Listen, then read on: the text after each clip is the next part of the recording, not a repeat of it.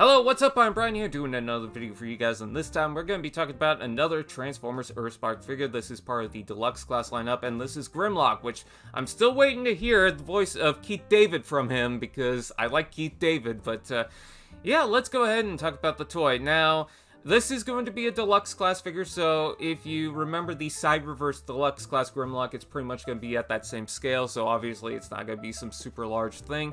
But I understand they just want this line to be whatever, you know, just a kind of mainline-esque figure for you to mess with, and I don't necessarily mind that. It kind of reminds me of the Robots in Disguise Warrior class figures, how they were all the same size, or at least in the same class. Anyways, let's go ahead and discuss this. I do like the gold, even though it looks a little too bright. I think it actually complements this design pretty well. I like the amount of red and black being used. It's subtle, but you know, it's fine enough. It breaks enough of the figure for it. I especially like how it's on the lower arms, the black there, that looks pretty good.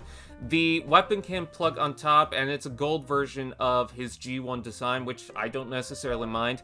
And it seems like for the leg transformation, you actually rotate them on their side, because I believe that is the toe or the foot at the top there, so an interesting change up with that, but yeah, he looks pretty cool. Definitely inspired by his show model, as it should be. Now, the one issue I really have with it is if you look at the legs, you can see that the ball joint is rotated a different way. Like, it's not going to allow for a proper knee bend, it's going to be kind of going in like this.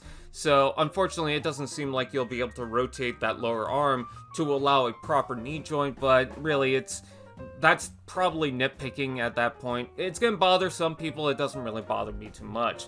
And then we take a look at the robot mode. Now, one thing I need to point out is that you will see that the head and the kibble that usually displays as the wings for Grimlock is lowered down, and it looks really awkward. You can configure that a different way. You can, you know, configure it the proper way, because there's a 360 video, or there's a couple of other images that show Grimlock from the back, and it's transformed properly, so don't worry about that. Don't look at this image thinking, oh, that's gonna look weird. No, you can fix that.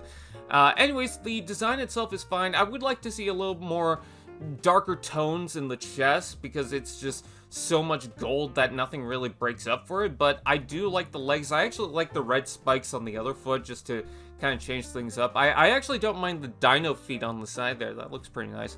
But again, his silhouette looks pretty cool. I don't mind the head sculpt, even if it looks a little too clean, just because it has a huge battle mask for it. But yeah, the gun's fine, and he does come with the leg for the Mandroid figure.